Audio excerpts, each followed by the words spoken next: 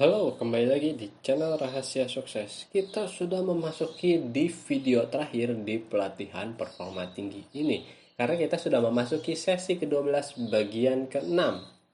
Ya, jadi kita sudah memiliki banyak sekali video di pelatihan ini di mana kamu bisa mengikutinya dari sesi 1 sampai sesi ke-12 ini. Tentunya di sana kamu akan diberikan sebuah pertanyaan-pertanyaan yang membuat kamu lebih terinspirasi, lebih terarah, lebih akhirnya mempunyai kejelasan gitu ya untuk apa yang kamu kejar di dalam hidup ini, dan kamu mempunyai produktivitas yang tinggi, keberanian agar kamu bisa mencapai itu semua.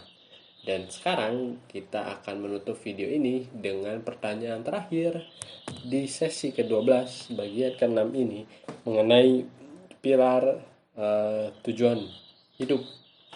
Ini adalah pertanyaan tujuan hidup ini ya. Jadi pertanyaan ini yang seperti saya sudah sebutkan di yang lalu-lalu gitu ya. Ini kamu bisa tanyakan secara berkala setiap harinya agar kamu selalu teringat untuk melakukan sesuatu yang baik dan berperforma tinggi, terarah gitu ya. Jadi kamu tidak kehilangan arah gitu, karena ketika misalnya kamu hanya mengisi satu yang namanya tujuan hidup gitu setiap tahunnya, tapi kamu tidak diingatkan secara berkala setiap harinya, kamu pastinya akan kehilangan arah gitu.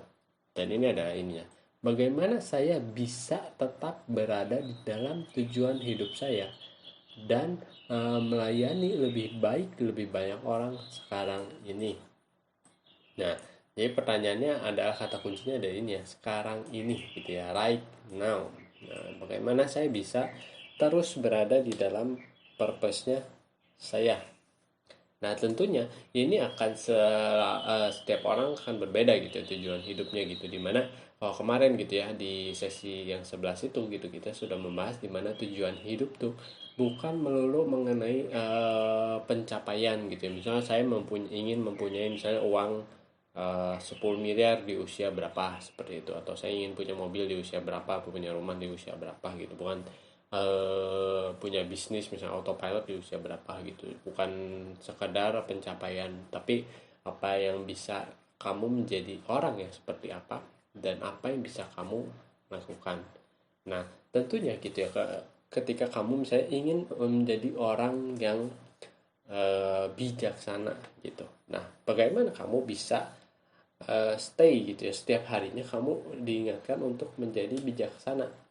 Nah, itu yang akan menjadi pertanyaan pada kali ini gitu ya. Bagaimana caranya agar kamu bisa terus menjadi bijaksana gitu. Nah, pastinya tentunya akan ada eh, suatu suatu keputusan setiap harinya, dan dimana kamu bisa mengambil keputusan itu dengan lebih bijaksana gitu ya, mengambil keputusan yang lebih bijaksana dan lebih aware gitu, dimana kamu lebih tersadar gitu ketika kamu akan melakukan mengambil sebuah keputusan gitu. Jadi tidak membuat keputusan secara asal-asalan, tapi kamu sempat memikirkan terlebih dahulu dan kamu aware gitu akan dampaknya, dampak positifnya, dampak negatifnya terhadap keputusan yang kamu ambil gitu ya. Nah, itu akan bisa membuat kamu gitu ya menjadi seseorang yang lebih bijaksana jika itu adalah tujuan hidup kamu gitu.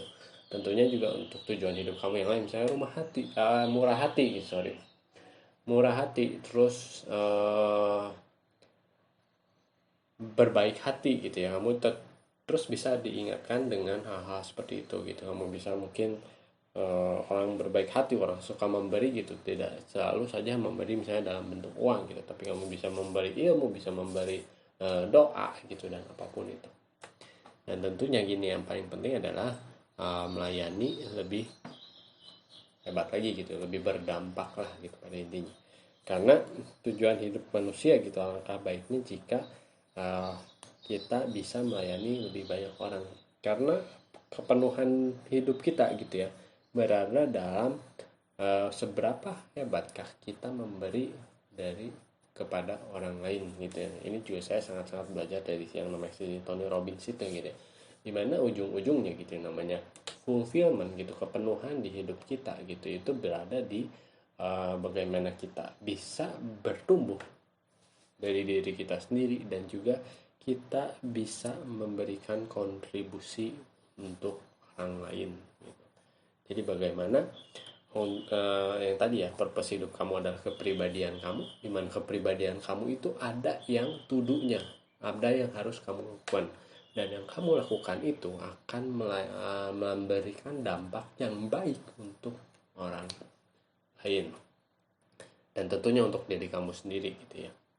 Nah, oke, sampai di sini dulu video ini menjadi penutupan, di mana di video berikutnya kita akan membahas mengenai pelatihan yang berbeda, mungkin tentang sesuatu yang berbeda juga gitu ya. Oke, jangan lupa di like, di subscribe, di komen, dan sampai bertemu di video selanjutnya. Terima kasih.